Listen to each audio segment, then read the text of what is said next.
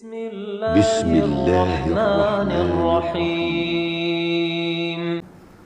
الحمد لله نحمده ونستعينه ونستغفره ونعوذ بالله من شرور أنفسنا ومن سيئات أعمالنا من يهده الله فلا مضل له ومن يضلل فلا هادي له وأشهد أن لا إله إلا الله وحده لا شريك له وأشهد أن محمدا عبده ورسوله صلى الله عليه وعلى آله وأصحابه أجمعين أما بعد. أيها الإخوة طلبة العلم barakallahu lana wa lakum. Insyaallah ta'ala pada kajian kita di sore hari ini kita akan melanjutkan pembahasan kita dari kitab Zadu Ahlil Quran li Yaumi Liqa'ir Rahman. Kita masuk pada halaman 29, Al-Quran Hudan wa Rahmah. Al-Quran itu adalah petunjuk dan rahmat,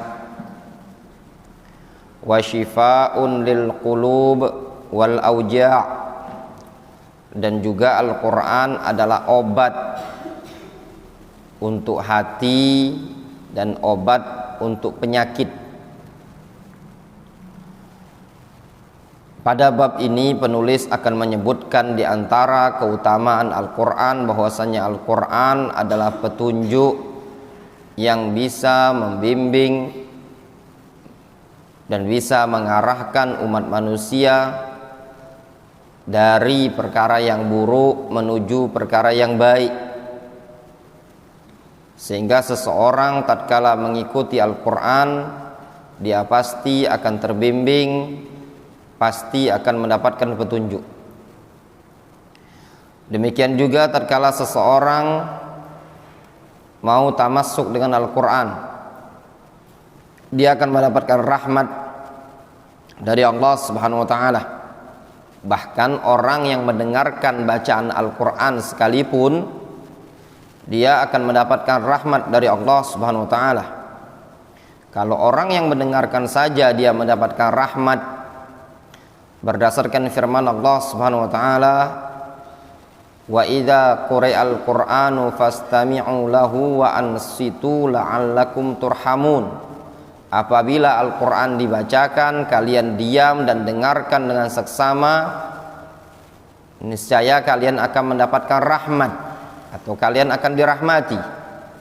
Orang yang mendengar menyimak dengan seksama, istima' lil Quran, dia akan mendapatkan rahmat. Terus bagaimana dengan orang yang tamassuk berpegang teguh dengan Al-Quran, dia mengamalkan Al-Quran, dia menghafalnya, dia mempelajarinya dan mengkajinya. Kita baca keterangan penulis buku ini. Qala Allah Subhanahu wa ta'ala, Allah Subhanahu wa ta'ala berfirman, wa nunazzilu minal Qur'ani ma huwa shifaa'u wa rahmatul lil mu'minin. Sungguh kami telah menurunkan Al-Quran tersebut, ma huwa shifa' wa rahmah lil mu'minin, yang mana Al-Quran tersebut adalah syifa, obat, dan juga rahmat bagi kaum mukminin. Ini dalil yang sharih, yang wadih, menunjukkan bahwasannya Al-Quranul Karim syifa min kulli da', obat untuk segala penyakit, baik penyakit yang berkaitan dengan badan ataupun penyakit yang berkaitan dengan qulub, hati.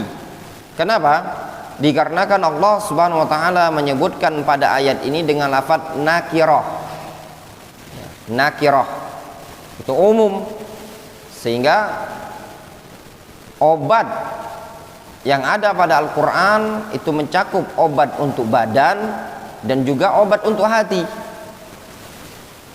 Obat untuk badan itu ditunjukkan dengan jelas secara praktek di zaman Nabi alaihi salatu wassalam.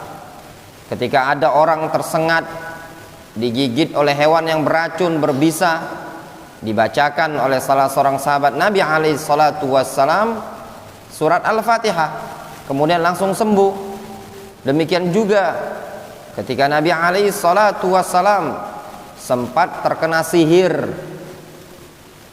oleh orang Yahudi, kemudian dibacakan Al-Quran oleh Jibril dengan muawwidzatain, kemudian sembuhlah Rasul alaihi salatu wassalam. Demikian juga Al-Quran merupakan rahmat bagi kaum mukminin. Yang namanya rahmat, ketenangan, kebaikan bagi kaum mukminin, sehingga tatkala kaum mukminin betul-betul mengikuti Al-Quran, mempelajarinya, mengamalkannya, menghafalkannya, maka akan berlimpah rahmat Allah SWT yang dia dapatkan, baik rahmat duniawiyah ataupun rahmat diniyah. Teramat luas rahmat Allah SWT yang terdapat dalam Al-Quranul Karim. Qala al-Imam At-Tabari rahimahullah ta'ala, Al-Imam At-Tabari rahimahullah ta'ala, beliau mengatakan mana ayat ini, wa nunazzilu alaika ya Muhammad minal Qur'ani ma huwa shifaa yustashfa bihi minal jahli. Kami yang menurunkan kepada engkau ya Muhammad dari Al-Quran tersebut ma huwa shifa, sesuatu yang merupakan shifa, obat.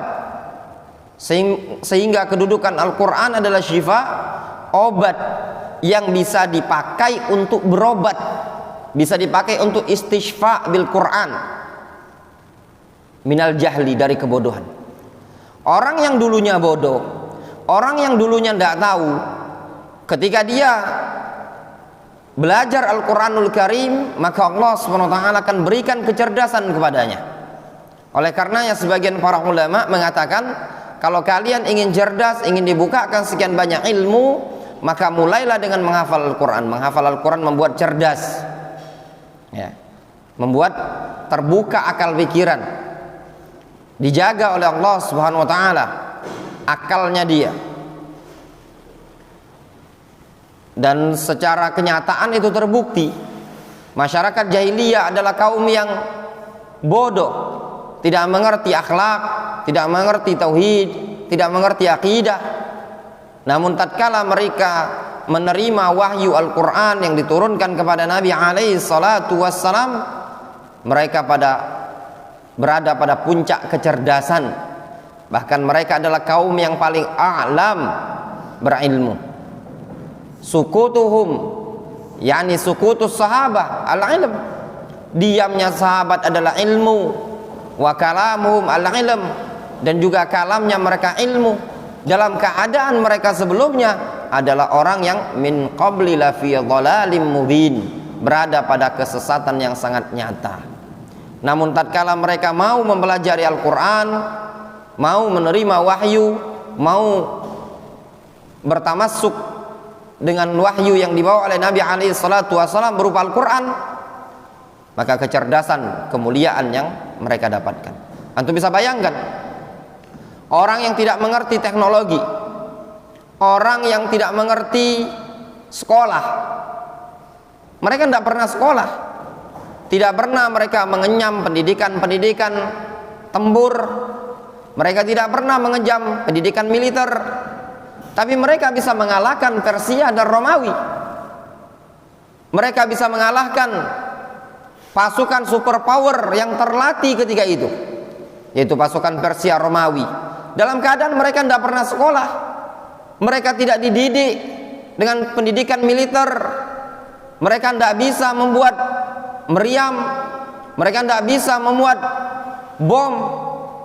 Tetapi dengan ilmu yang ada pada mereka berupa ilmu Al-Quran, Allah Subhanahu wa ta'ala menangkan, Allah Subhanahu wa ta'ala tebarkan Islam melalui perantara mereka yang tidak pernah mengenyam pendidikan sekolah di bangku kuliah ataupun metode tempur. Ini menunjukkan Al-Quran bisa membuat seseorang cerdas. Wa qala al-Imam Al-Baghawi rahimahullah ta'ala, Al-Imam Al-Baghawi rahimahullah ta'ala beliau mengatakan dalam tafsirnya berkaitan dengan ayat ini, ay bayanun minadh dhalalah wal jahalah. Al-Quran adalah penjelasan, menjelaskan dari kesesatan dan kebodohan. Tatkala seseorang belajar, menghafal, mengkaji, membaca, mentadaburi Al-Quranul Karim dan berupaya untuk tamassuk bil Quran, maka akan nampak bagi dia mana jalan-jalan penyimpangan, mana jalan-jalan kebodohan. Antum ingatkah dulu mungkin sebelum antum masuk pondok pesantren, sebelum mengenal Al-Quranul Karim, antum tahu ini akhlak yang buruk, ini akhlak yang jelek? Kapan tahunya? Setelah sekarang, setelah belajar Al-Quran. Kalau dulu tidak tahu sama sekali mana yang haram, mana yang halal, mana yang buruk, mana yang menyimpang. Itu semua tidak antum ketahui kapan, melainkan setelah antum mempelajari Al-Quranul Karim. Ya para sahabat, diingatkan oleh Allah Subhanahu wa taala, laqad manallahu 'alal mu'minin idz ba'atsa fihim rasulan min anfusihim yatlu 'alaihim ayatihi wa yuzakkihim wa yu'allimuhumul kitaba wal hikmah wa in kanu min qablu lafi dhalalim mubin. Wa yu'allimuhumul kitaba wal hikmah. Allah Subhanahu wa taala memerintahkan kepada Nabi alaihi salatu wasalam agar mengajarkan kepada para sahabat al-hikmah, mengajarkan Alkitab. Kata para ulama Al-Quran, wal hikmah sunnah Nabi alaihi salatu wassalam. Yang kondisi sebelumnya, wa in kanu min qablu lafi dhalalim mubin. Yang sebelumnya mereka berada pada kesesatan yang nyata, ya, di bawah adat istiadat jahiliyah, namun mereka bisa menjadi mulia, bisa menjadi tinggi kedudukannya, dan bisa menaklukkan negara-negara yang terkenal dengan negara superpower dengan sebab apa? Dengan sebab mereka mempelajari Al-Quranul Karim. Sehingga antum yang belajar di sini, yang cuma belajar Al-Quran, yang kerjaannya cuma ngaji, jangan merasa minder, ya, jangan merasa rendah. Lihat mereka para sahabat, Utsman ibnu Affan radhiyallahu taala anhu, ya, sampai di Saudi Arabia itu masih ada kekayaan Utsman. Di salah satu wilayah di Masjid Nabawi, sekitar Masjid Nabawi itu ada tanah, katanya tanah Utsman, dikelola oleh muassasanya Utsman bin Affan. Hasil dari hartanya Utsman bin Affan. Itu bisa bayangkan siapa Utsman, di mana Utsman bin Affan sekolah, duduk di bangku sekolah, harus belajar teori-teori Big Bang, teori nebula, harus belajar teori fisika kimia. Enggak. Belajarkah Utsman bin Affan ekonomi? Dia sekolah IPS di mana? Fakultas ekonominya di mana? Enggak. Utsman bin Affan belajar di Masjid Nabi alaihi salatu wassalam. Allah Subhanahu wa taala muliakan Utsman bin Affan, dititipkan harta oleh Allah Subhanahu wa taala melalui apa? Melalui sebab Al-Quran Al-Karim. Urwa al-Bariqi, orang yang pintar dagang, dititipi Rasulullah alaihi salatu wassalam uang 1 dinar untuk beli 1 ekor kambing. Kemudian dia datang ke pasar, lalu bisa membeli 2 ekor kambing. 1 dijual sama dia, 1 lagi dibawa pulang sama dia. Kemudian diserahkan kepada Rasul 1 ekor kambing dan juga 1 dinar. Pintar dagang mereka, pintar dagang, pintar mereka mengolah keuangan, pintar mereka menaklukkan musuh. Mereka tidak sekolah, tidak kuliah. Dari sini antum para penonton ilmu, kalaupun seandainya antum cuma belajar di pondok pesantren, yakinlah di hari kemudian Allah SWT tidak akan menyia-nyiakan ahlul Quran. Rasul alaihi salatu wassalam yang mengatakan ahlul Quran ahlullah, bahwasanya ahlul Quran adalah ahlullah. Yang namanya ahl itu keluarga. Ahlul Quran adalah keluarganya Allah Subhanahu wa taala. Tidak akan disia-siakan oleh Allah Subhanahu wa taala. Antum luangkan waktu, habiskan waktu antum, hilangkan masa muda antum, tidak hura-hura, tidak foya-foya, antum sibuk mempelajari Al-Quranul Karim, maka nanti akan datang kemudahan dari Allah Subhanahu wa taala. Kalau tujuan antum akhirat, dunia akan datang, wahya ragimah, Kemudian kata Imam Al-Baghawi, yatabayyan al-mukhtalaf wa yattadih al-mushkil. Akan nampak sesuatu yang diperselisihkan dan akan jelas sesuatu yang ruwet. Wa yustashfa bihi minasyubhah. Dengan Al-Qur'an ya, bisa dijadikan obat dari syubhat. Ya. Antum punya keraguan apakah hari kebangkitan itu ada ataukah tidak, antum baca Al-Qur'anul Karim akan sembuh dari keraguan tersebut. Wa yuhtada bihi minal hayrah, dan dengan Al-Qur'an seseorang bisa terbimbing dari kebingungan, tidak bingung, tidak linglung. Fahuwa shifaul qulub. Al-Qur'an adalah obat bagi hati, bizawalil jahli anha, untuk menghilangkan kebodohan dari hati tersebut. Wa rahmatun lil mu'minin, dan juga Al-Qur'an adalah rahmat bagi kaum mukminin. Ya, ketika seseorang bodoh, ya, tidak punya ilmu, akhlaknya buruk, lisannya kotor, cobalah dia belajar Al-Qur'anul Karim. Ya ikhwan, kalau antum jumpai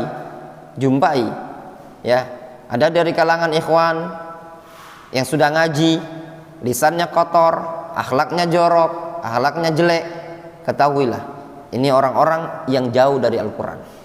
Orang yang dekat dari Al-Qur'an, maka Al-Qur'an tersebut hari demi hari akan membimbing dia akan semakin bagus. Ya, hari demi hari dia akan tersibukkan dengan Al-Qur'an. Tidak ada sesuatu yang paling nikmat dalam hidupnya antum melainkan tatkala antum bisa berinteraksi dengan kalam Rabbil Alamin. Berapa banyak orang-orang di zaman sekarang ini tadi Allah Subhanahu wa taala cabut, ya, Allah Subhanahu wa taala hilangkan atau tidak diberi nikmat oleh Allah Subhanahu wa taala untuk membaca kalam Rabbul Alamin.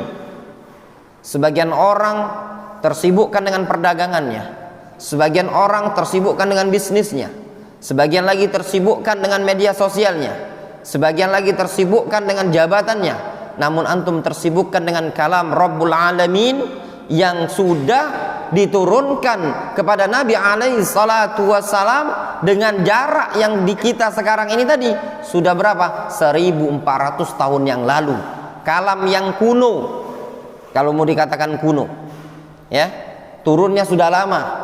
Kalam Rabbul Alamin lengkap dan sempurna, perkataan yang paling indah, lebih indah dibandingkan perkataan dan nasihat ustadznya antum, lebih indah dibandingkan nasihat wejangan gurunya antum, adalah kalam Rabbul Alamin. Hari demi hari waktu antum terhabiskan untuk menghafal Al-Quran, membaca Al-Quran adalah nikmat yang tidak bisa dinilai dengan harta dan uang.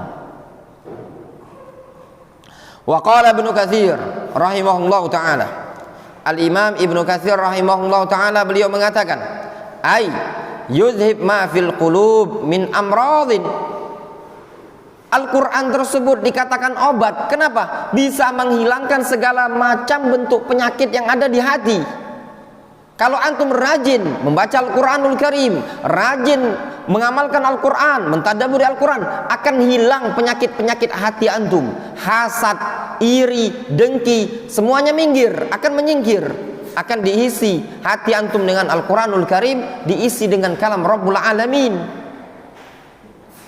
Min syakkin wa nifaq, berupa keraguan dan kemunafikan, wa syirkin wa zairin wa mailin, baik berupa syirik, penyimpangan, ya, penyelewengan. Fal Quran yashfi min dzalika kullih. Al-Quran akan mengobati seluruh penyakit hati. Syubhat, kemunafikan, ya, syirik, riya, hasad, iri, dengki, dan yang lainnya, itu semua akan menyingkir tatkala hati antum diisi dengan Al-Quran. Wa huwa aidan rahmatun yahsulu fihal iman wal hikmah. Al-Quran juga adalah rahmat yang pada rahmat tersebut bisa diraih keimanan, hikmah, wa talabul khair wa raghbah fihi. Akan didapatkan iman, hikmah, talabul khair, menginginkan kebaikan, wa raghbah fihi, mengharap padanya, laisa hadza illa liman amana bihi wa saddaqahu wattaba'ahu. Ini tidaklah bisa diraih melainkan bagi orang yang beriman, membenarkannya dan mengikutinya. Fa innahu yakunu syifaan fi haqqihi wa rahmatan. Sesungguhnya Al-Quran tersebut akan menjadi obat pada diri dia dan juga rahmat bagi diri dia. Itulah Al-Quran. Di antara keutamaan, keistimewaan Al-Quranul Karim, Al-Quran adalah obat. Ya, ketika antum sakit, bacakan Al-Quran di badan antum. Ruqyah badan antum dengan sendiri, ya, tanpa harus diruqyah oleh kawan. Ruqyah dengan sendiri. Insya Allah antum yakin, maka akan sembuh. Wa qala Allah subhanahu wa ta'ala, Allah subhanahu wa ta'ala juga berfirman, qul, katakanlah ya Muhammad, huwa lilladzina amanu hudan wa shifa. Kata Allah subhanahu wa ta'ala, katakan ya Muhammad, Al-Quran itu adalah obat, petunjuk bagi orang-orang yang beriman. Di sini Al-Quran akan bermanfaat, akan menjadi syifa, akan menjadi petunjuk bagi siapa? Mukminin, orang-orang yang beriman. Tapi kalau orang yang tidak beriman dengan Al-Quran, tidak akan mungkin Al-Quran bisa menjadi syifa, menjadi obat. Hanya orang yang penuh keyakinan, meyakini Al-Quran syifa, maka jadi syifa. Meyakini Al-Quran sebagai hidayah, petunjuk, maka dia akan mendapatkan hidayah dan petunjuk dengan Al-Quran tersebut. Qala Qatadah rahimahullahu ta'ala fi qawlihi ta'ala, qul huwa lilladzina amanu hudan wa syifa. Kata Qatadah, ja'alahullahu nuran wa barakatan wa shifaan lil mu'minin. Allah subhanahu wa ta'ala jadikan Al-Quran tersebut sebagai bentuk cahaya, keberkahan, obat bagi kaum mukminin. Antum mau baca Al-Quran, semuanya lengkap. Al-Quran adalah nurul qalbi, ya, cahaya dalam hati. Wa barakah, keberkahan dalam kehidupan. Wa syifaan lil mu'minin. Al-Quran adalah syifa, obat untuk kaum mukminin. Makanya sebentar lagi Ramadan, antum dilarang pulang. Apa sebabnya? Supaya antum bisa menghabiskan waktu di bulan Ramadan untuk membaca Al-Quran. Di bulan Ramadan antum tidak menambah hafalan Al-Quran, tapi hari-hari antum di bulan Ramadan, antum diwajibkan oleh pondok pesantren untuk menghatamkan Al-Quran 30 juz. Antum baca dan memurojaah hafalan yang sudah ada. Itu saja tugas antum Ramadan. Wajib harus hatam Al-Quran. Antum baca dari awal, mulai dari Ramadan pertama masuk ke sini langsung baca Al-Quran. Ya. Nanti dicek, dipantau oleh gurunya masing-masing apakah memang betul-betul sudah menyelesaikan bacaan Al-Quran atau tidak. Antum kalau bisa dikejar, ditargetkan, misalkan dalam sebulan bisa 2 kali hatam, alhamdulillah. Wa qala as-Sam'ani, berkata al-Imam as-Sam'ani, ay hudan lil absar wa shifaa'un lil qulub. Al-Quran itu petunjuk bagi orang yang memiliki pandangan dan juga obat untuk hati. Kalau kita memiliki pandangan, ya, mata hatinya tidak tertutup, maka Al-Quran akan menjadi petunjuk bagi dia. Tapi kalau mata hatinya sudah tertutup, Al-Quran tidak akan bisa menjadi petunjuk bagi dia dan juga tidak akan bisa jadi obat. Obat itu berlaku bagi kaum mukminin. Adapun orang yang kufur kepada Al-Quran, tidak mengimani Al-Quran, tidak akan bisa bermanfaat dengan Al-Quran tersebut. Allah Subhanahu wa taala menyebutkan Alif Lam Mim, dzalikal kitabu la raiba fi hudal lil muttaqin. Al-Quran itu kata Allah Subhanahu wa taala hudan lil muttaqin, petunjuk bagi orang yang bertakwa. Kata Imam Ibnu Qayyim rahimahullah ta'ala dalam risalah At-Tabukiyah, semakin bertakwa seseorang zadahu hudan, maka akan semakin bertambah pula ketakwaannya. Semakin bertambah takwa, maka bertambah juga hidayahnya. Semakin bertambah takwa, hidayah akan semakin bertambah. Ketika semakin kurang takwanya, semakin kurang, maka ihtida bil Quran akan semakin kecil, akan semakin meredup. Maka kalau antum ingin mendapatkan hidayah dari Al-Quran, maka syaratnya kata Allah Subhanahu wa taala, Al-Quran hudan lil muttaqin, hudan lil mu'minin. Wa qala Al-Baghawi rahimahullah, hudan minadh dhalalah wa syifaa'un lima fil qulub wa qil syifaa'un minal auja'. Lihat kata Al-Baghawi, Al-Quran adalah petunjuk dari kesesatan, petunjuk dari penyimpangan, petunjuk dari kebid'ahan sekalipun. Ketika seseorang atamassuk bil Qur'anil Karim, dia tidak akan tersesat selama-lamanya. Ditambah lagi dia tamassuk dengan bis sunnah, ya. Seseorang yang berpegang dengan Al-Quran, ittiba kepada Al-Quranul Karim, dia tidak akan terjatuh pada penyimpangan, dia akan selamat dari syubhat dan syahwat. Wa syifaa'un lima fil qulub, Al-Quran adalah obat untuk segala sesuatu yang ada dalam hati seseorang. Apapun bentuk penyakit seseorang di dalam hati tersebut bisa diobati, bisa ditangani dengan Al-Quranul Karim. Wakil syifaa'un minal auja', ada yang menyatakan Al-Quran juga syifaa'un minal auja', dan itu nyata juga, ya. Pada beberapa surat bisa dijadikan atau ada dalil argumentasi yang menunjukkan itu merupakan ayat ruqyah. Wa qala Al-Qurtubi, berkata Imam Al-Qurtubi, hudan wa syifa' likulli man amana bihi minasyakki war raibi wal auja'. Lihat kata Al-Imam Al-Qurtubi rahimahullah ta'ala, Al-Quran petunjuk dan obat bagi setiap orang yang beriman dengannya, ya. Obat dari keraguan, obat dari penyakit. Antum ragu-ragu, bimbang, itu bisa diobati dengan Al-Quran. Ada penyakit pegel, bisa diobati dengan Al-Quran. Dan itu secara tajribah terbukti. Sudah banyak orang mempraktekkan istighfar dengan Al-Quran, melakukan pengobatan dengan Al-Quran, dan itu sembuh, ya.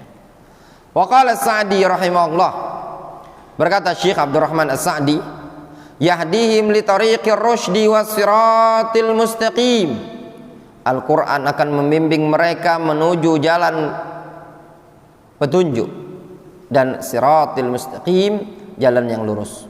Wa yu'allimuhum minal ulum an-nafi'ah, mengajar mereka berupa ilmu-ilmu yang bermanfaat, ma bihi tahsul al-hidayah at-tamah wa shifaa'un lahu minal asqam al-badaniyah, dengannya lah akan terhasilkan hidayah yang sempurna serta obat bagi mereka dari segala penyakit yang berkaitan dengan badan, wal asqam al-qalbiyah, dan penyakit-penyakit hati, li'annahu yuzjir an masawi al-akhlaq wa akbahil a'mal, dikarenakan Al-Quran bisa mencegah, menghalau dari akhlak-akhlak yang buruk, dari perbuatan-perbuatan yang jelek.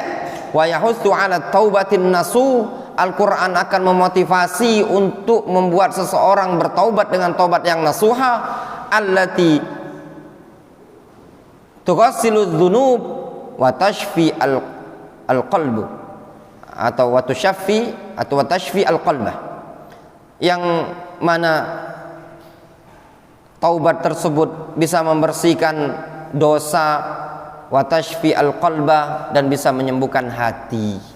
Ini diantara keutamaan Al-Quranul Karim, adalah obat dan petunjuk bagi umat manusia. Maka ketika antum belajar di pondok pesantren, ya, menghafal Al-Quran, mempelajari Al-Quran, itu petanda antum sedang berupaya untuk membaiki atau membenahi dirinya antum. Orang yang kabur dari pondok pesantren ini, ya, kabur, tidak mau belajar lagi, ya, itu berarti Allah Subhanahu wa ta'ala tidak menginginkan kebaikan pada dia. Ya, mudah-mudahan kalaupun tidak belajar di sini, belajar di tempat lain. Namun tatkala seseorang berpaling dari Al-Quranul Karim, berpaling dari ilmu, maka penyesalan, ya, yang akan dia rasakan nanti di hari kemudian. Wallahu ta'ala alam. Naktafi bihadzal qadar.